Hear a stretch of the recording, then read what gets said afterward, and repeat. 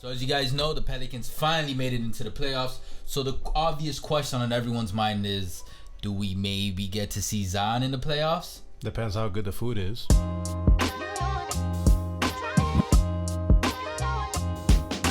Erwin, why you always gotta attack Zion's weight, bro? Why you always gotta attack his weight? You're like Charles Barkley, man.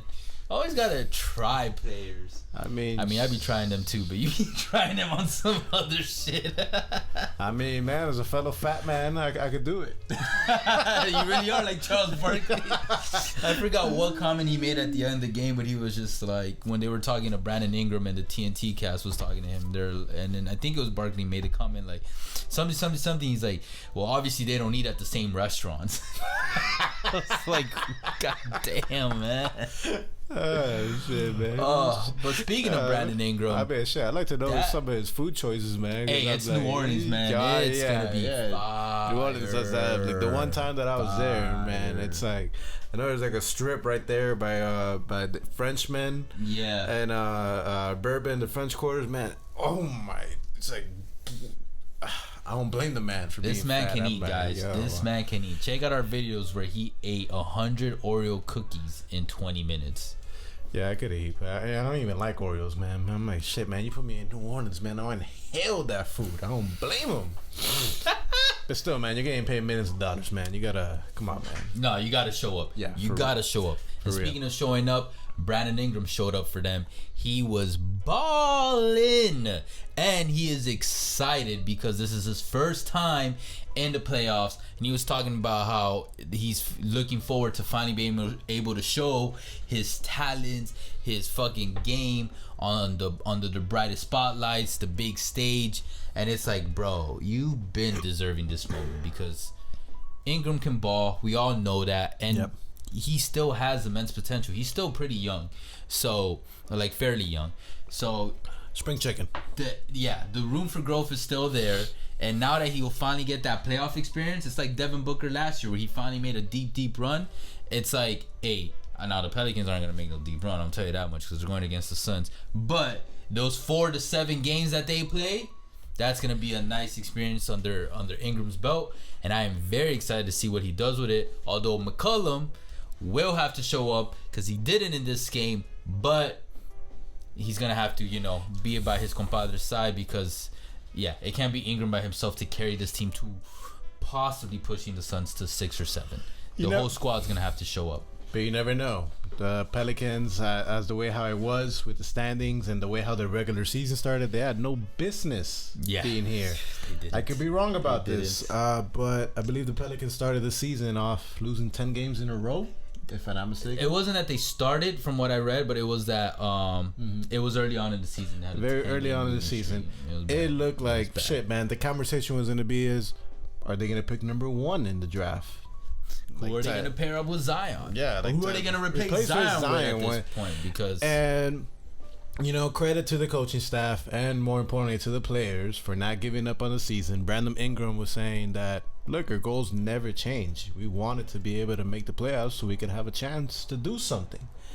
Credit to them. And he thanked McCollum because he provides that vet. He takes off a lot of pressure on the floor from Ingram, and he's a shot creator, and and I'm really happy for them because they deserve this, along with all that Zion fucking drama bullshit going on. Same with the Sixers. Like, I feel bad for Joel with that Ben Simmons bullshit he had to put up with for way too long in the season. And now Ingram finally and McCollum finally and get their shot. To add on to with the beginning of the season they were the number 9 seed.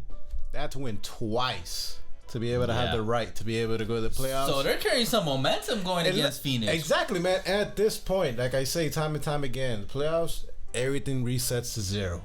Everybody's 0 and 0. You got to the big dance. You have a chance. If you're a betting man, maybe put your money on the Pelicans. I'm not saying I would, but maybe consider putting your money on the Pelicans to win the first game, just because Erwin pointed out 2-game winning streak, so they got a momentum building into it, and they're hyped.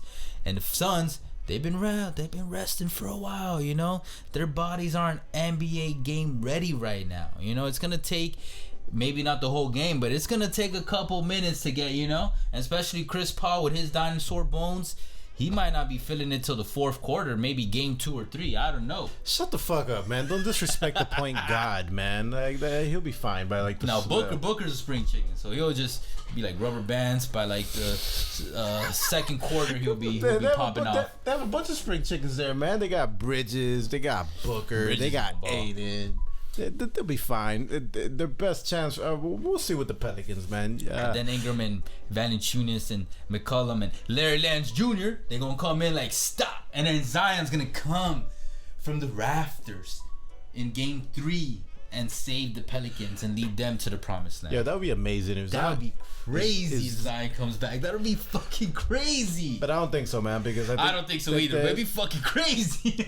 Because there's like a difference of thinking between the organization and the player. If you have Zion himself, this man's fucking dunking, doing 360 dunks. He thinks he's more than healthy from his foot, but the Pelicans don't. Yeah, I'm like, but shit, if Zion can come back and he's like at 80-90%, man, they're not beating the Suns, but still, man, that'll be a fucking epic series. Still gonna be epic either way. Yeah. No, I am happy for one person, and that's David Griffin, VP of Basketball Operations, because I became a fan of him, not just from the Cavs, but when he was on The Jump. You guys remember that show? Before he got canceled because of Rachel Nichols. And go check out our videos on that. Yeah. Where are you, Rachel? By the way, we're in the playoffs. Probably, I get it, you're low key right now and shit, but I'm surprised. She just really is ghosting for a minute now. No, man. She's probably at Jimmy Butler's house, man. She's giving him that. Why are you gonna disrespect her? Like, shut the fuck up, man. Shut up. Don't do that. That pep talk before the Heat make that finals run again. And David Griffin, man, like if you guys used to watch The Jump when he was on it, I grew to be a fan of him. I was like, this guy's well spoken, got a gray head on his shoulder. And now when he became involved with the Pelicans organization and he left that ESPN role, I was like, low key kind of rooting him. I was like, go, bro. And then they got that first pick and I was like, oh shit, this motherfucker about to do something. But then it ended up being Zion Williams, so we might make a video in the off season maybe about that. No, we will. Yeah, stay tuned for that. Just so you guys know, I know it's a side note, but we are going to be doing more of those like documentary-esque, narrative-esque videos that you see on a bunch of basketball YouTube channels during the off season, once we finish all this coverage and shit, you know what I'm saying? Yeah, and I'll be up at 2 in the fucking morning recording. Speaking of bad luck, let's go over and talk about that Clippers curse, because they stay getting cursed. They stay hitting the bottom of the pit. This man's wildy, man. They're not cursed, man. They just have some. They're cursed. Injuries. The Sacramento Kings are cursed. Nah, I realized they were cursed the moment that they didn't make the finals with that CP3 Griffin era. Because when they drafted Blake Griffin, I was like, oh shit, maybe this is the change to the Clippers franchise. And then they got CP3 and I was like, oh. And then JJ Redick, Matt Barnes. And I was like, damn, there's no one else in the West. There was at least 1 year where it was like, what? Everybody, not just me, everybody was like, oh, they gotta make it to the finals. They can really win a chip.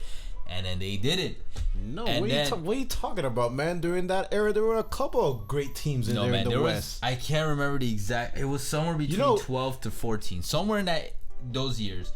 There was a clear favorite that the Clippers were a top 3 team in the West, and they had the best squad assembled. That's why Redick always says we deserve to at least make one finals, if not win a championship.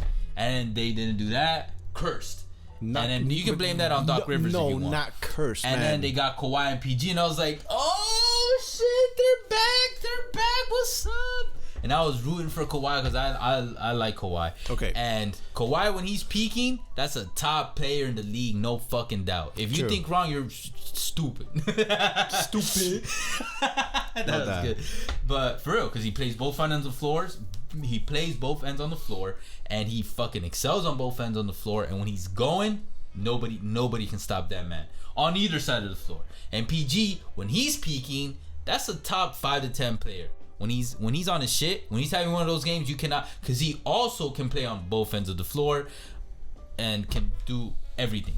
Mid, take it in, 3-point, everything, and they can't be on the floor at the same time for a long period of time, and it's just like cursed. They're not cursed. They're not cursed. Clippers cursed. They're not cursed, man. And then when they got bought out by we didn't even talk about that racist ass owner, Sterling. But when they got bought out by Ballmer, I was like, oh my god, everything was coming together. I was like, Kawhi, rich ass fucking owner, because there's rich owner. No, this man is rich. This man is wealthy. Yeah, and PG. And Kawhi said, fuck you to LeBron. So I was like, damn, they really about to take LA? Is this really about to happen? No, that's not what happened. That is not what happened. And I was like, Ballmer, one, seems like a cool guy, although he seems coked out like at least a quarter of the times that he's on camera. I mean, you're on LA, man. And I mean, shit. Yeah, for real.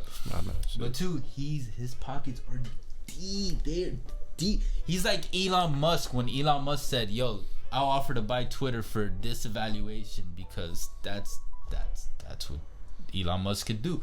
Ballmer can do the same shit because that man basically co-founded Microsoft. So damn. Yeah, basically he wasn't a co-founder, but basically. And yeah, when you got that type of money, I was like, bro, you can buy anyone. You know what I mean? Offer any player any contract. It doesn't matter. Take that shit. Take the squad into the fucking wow, I'm blanking on the word. Salary tax. Like, fuck that shit. I don't care. I'll do some under the tables deals. Nobody can find out. I'm rich as fuck. I'll get anyone killed. They're not cursed. They'll be fine. All right. Maybe once they get their own stadium, things will switch up. Maybe. But until then, they're cursed playing in that fucking same fucking place. Which, fun fact, both playing tournament games today, were the home team lost. Isn't that crazy? Interesting. That's the beauty of the beauty of the playoffs. Yeah. And can we finally agree that this is the playoffs, by the way? Like, I get it. They're playing for the 8th seed of the playoff. Cool. But guys, this is the playoff atmosphere. Yes. This is the postseason. So, if we're really going to differentiate playoffs from postseason, cool. But just know that when people say playoffs, or for future reference, we say playoffs. Tomato. Yeah, exactly.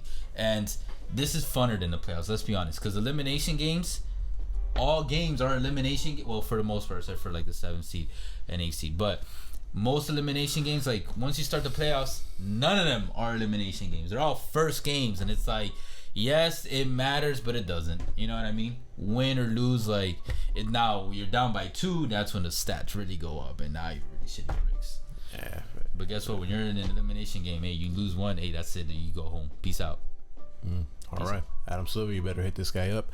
Anyways, guys, let us know. Peace out, PG and Kawhi. Yeah. I'm starting to wonder. I'm really wondering if they're regretting going to Clippers land. No, man, you're in Los Angeles. You're getting paid boatloads of money. They can get paid boatloads of money anywhere. I feel you, man, but I get the LA part, but you're in LA. And Kawhi and PG are LA heads, but like they're on the shittier franchise of the two. I don't know about that, man. The Lakers have been pretty damn shitty. You know what I mean? It's still Lakers town. It's Lakers town. Yeah, they got anyone from LA will tell you. They got a Mickey Mouse championship in 2020, so that's real championship. That's not a Mickey Mouse, bro. If the Heat won that shit, you wouldn't call it a Mickey Mouse championship. Shut the fuck up, man. That's true, but they got lucky that the Heat were injured. Like if they were fully healthy, would have smoked their asses. I don't know about that. Although I do think we could have won, but AD was playing like how he should have been playing his entire career during that series. For real, man. It's soul to soul, man. Yeah, bro, they haven't made the finals. They should have been made a finals by now. All right. Yeah. You don't think so?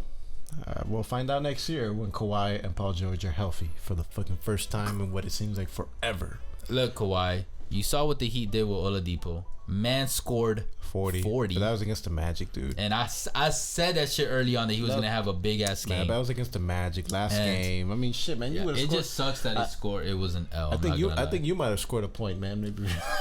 No, I shouldn't even know. I'm talking shit. Like, people that talk shit like that, like me, man, are the ones that get, like, wrecked by the White Mamba. Because... he can get wrecked by anybody, guys. I'm gonna be honest. Yeah. This man can't ball. That's true. Well, he's just like, that's true. Maybe we'll see. If any of his boys are watching this, they don't. But I don't know, man. I'd be surprised. Leave a comment. How good is Irwin at ball? I'll be surprised, man. I'm like going out, you know, and I see a boy of mine that I haven't seen in a long time. Like, yo, hey, bro, you seen a podcast? I'm like, wait, what the fuck? I didn't even tell you about it. I'm like, fucking YouTube algorithm. Yeah, that YouTube algorithm is crazy sometimes. Fucking crazy shit. Anyways, guys, I know we went on a tangent, but let us know in the comments. Who you guys got, Pelicans or Suns? It's Suns, man. It's Suns. Let's be honest. If it's Suns, how many games is it gonna be? You think Zion's gonna come back? I'm gonna give Pelicans one game. Yeah, one game, and that's still be nice. But this is a rowdy group right now, man. They are ferocious. They are high on life, and you know me, I love a good momentum because sports really is about momentum. Because remember, for the most part, everybody's on the same fucking tier. They're all talented, fucking motherfuckers. Yeah. But realistically speaking, one game, maybe two. I could see them, you know, first game they could steal that, and then Suns win 3 more, and then they'll like, you know, be fucking revenge game or whatever. Take one. And then Suns ended in 6. That I could see happening. Either way, guys, let us know in the comments. I would love to see Zion come back, though. I don't think he's coming back, but I'm also pissed. I wanted the Clippers to win. And I told you this before. I think I might have mentioned the other video because Kawhi was maybe coming back, and I would have much rather seen Kawhi and PG in the playoffs than Ingram and McCollum. Nothing against them, but like, you know, come on, Kawhi, if he came back. Now I guess it's the same story, but this time you switch Kawhi for Zion, and I really don't care if Zion comes back or not. It's not gonna make that much of a difference. He's a great player.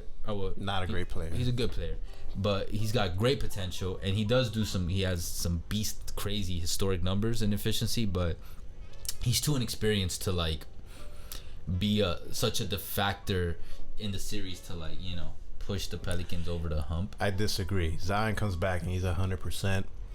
What? What are you saying right now? What are you saying right now? Say it with your chest. They have a chance to pull an upset over the Suns if Zion comes back at 100%. A chance. Not saying has a chance. Shit, they got a chance now. What else? No, man. Right? No, man. They got like a 0.5% chance of pulling an upset right now, as it is. Okay. Zion comes back, that gets increased to like about 3%. Nah, about 15%. 15? Bro, Zion's I'll be nice. I'll cap it off at 5%. Zion's a walking 27 points per game, 10 rebounds. Man, like that guy's this man has not played an NBA game in over a year or close to a year, and he weighs 450, 550. Hey, more so, man. 450, man. Nobody's getting in the lane, bro. You're gonna get run over. This man gonna get gassed though by like the second quarter. All right, man. Just keep doing your dunks, bro, and keep at least keep getting your bag. I respect that. At least you know, getting your money, securing your future. This video's got this video's got it on hand. Yeah, if you guys made it this far, y'all are real. We love you guys, and keep those sub numbers going up, man. Cause like, must find something entertaining about us. Yeah, for real. This guy. Anyways, appreciate all the love and the hate. You guys already know. Facebook, Twitter, Instagram, TikTok, all podcast streaming platforms. We'll catch you guys soon. For now, later. Take care.